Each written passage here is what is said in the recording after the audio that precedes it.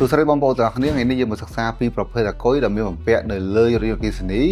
និងរបៀបនៃការប្រើប្រាស់ក៏ដូចជាការថែទាំអាគុយឲ្យប្រើប្រាស់បានយូរទាំងអស់គ្នាយើងឃើញថានៅលើទីផ្សារមានអាគុយ4ប្រភេទកំពុងតែប្រើប្រាស់ទី1គឺ Lithium Iron Phosphate ដែលយើងហៅកាត់ថា LFP ទី2គឺ Nickel Manganese Cobalt ដែលយើងហៅកាត់ថា NMC ទី3គឺជាប្រភេទអាគុយ Sodium និងទី4គឺជាប្រភេទអាគុយរឹងដែលយើងហៅថា Solid State Battery សម្រាប់ក្នុងពេលបច្ចុប្បន្នយើងឃើញមានអាគុយ2ប្រភេទតែប៉ុណ្ណោះដែលពេញនិយមក្នុងការប្រើប្រាស់ជាងគេទី1គឺអាគុយ LFP ទី2គឺ NMC ខ្ញុំមកនិយាយពីអាគុយ LFP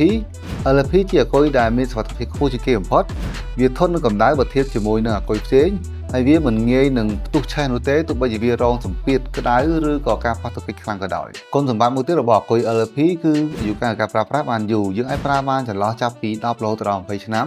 ហើយបើគិតជាចម្ងាយនៃការបើកបរវិញអាចបើកបរបានចន្លោះចាប់ពី30,000 គីឡូរហូតដល់50,000 គីឡូដោយអាស្រ័យទៅលើការថែទាំរបស់អ្នកប្រើប្រាស់ជាក់ស្ដែងសម្រាប់ចំណុចខ្សោយរបស់ LFP វិញគឺមានដងសីតេថាមពលទាបនិងធន់ហើយផ្ទុកថាមពលអគ្គិសនីបានតិចជាងបើធៀបជាមួយនឹងអាគុយ NMC ដូច្នេះវាត្រូវបានបំពាក់នៅលើរាវអគ្គិសនីដែលមានកម្លាំងម៉ូទ័រនិងរយៈចម្ងាយនៃការបើកបរកម្រិតមធ្យមតែប៉ុណ្ណោះមានដូចជា Tesla Stellantis, Mazda, Nippon ឬក៏ Toyota BC3 ជាដើមចំណុចទី2តាមការណែនាំគេតម្រូវឲ្យយើងសាកភ្លើងឲ្យបានពេញ 100% យ៉ាងហោចណាស់ម្ដងក្នុងមួយសប្តាហ៍នេះមានន័យថាទោះបីជាបងប្អូនជិះ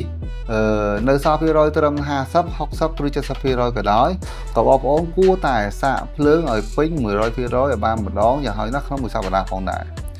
សម្រាប់ចំណុចទី3វិញបងប្អូនគួរជៀសវាងទុកអាគុយឲ្យអស់រហូតដល់ 0% ញឹកញាប់ពេកបងប្អូនគួរតែត្រៀមសាក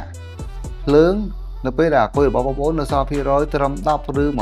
20% ចំណុចទី4ការសាកភ្លើងនៅស្ថានីយ៍ល្បឿនលឿនឬក៏ DC fast charge បងប្អូនអាចសាកបានប៉ុន្តែកុំសាកញឹកញាប់ពេក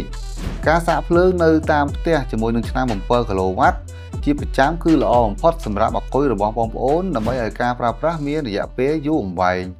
ចំណុចទី5បើបងប្អូនត្រូវទុកឡានចោលមិនជិះសោះក្នុងរយៈពេលចាប់ពី5ថ្ងៃឬមួយសប្តាហ៍ឡើងទៅ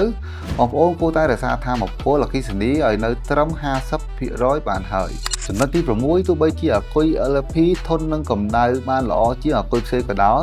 ប៉ុន្តែបងប្អូនមិនគួរចតឡានក្រោមកម្ដៅថ្ងៃខ្លាំងនិងយូរជាប្រចាំនោះទេព្រោះវាអាចធ្វើឲ្យប៉ះពាល់ដល់គុណភាពអាគុយរបស់បងប្អូនផងដែរដូច្នេះគួរតែចតនៅក្រោមម្លប់គឺល្អបំផុតអូខេឥឡូវនេះយើងងាកមកនិយាយអំពីអាគុយ NMC វិញម្ដង NMC ជាប្រភេទអាគុយដែលមានដងសីតេថាមពលខ្ពស់តូចស្រាលនិងផ្ទុកថាមពលអគ្គិសនីបានច្រើនដូច្នេះវាផ្ដល់នូវសន្ទុះនៃការបើកបរបានខ្លាំងហើយរយៈចម្ងាយនៃការបើកបរបានវែងជាងបើធៀបទៅនឹងអាគុយ LFP ដែលយើងបានសិក្សាពីខាងដើម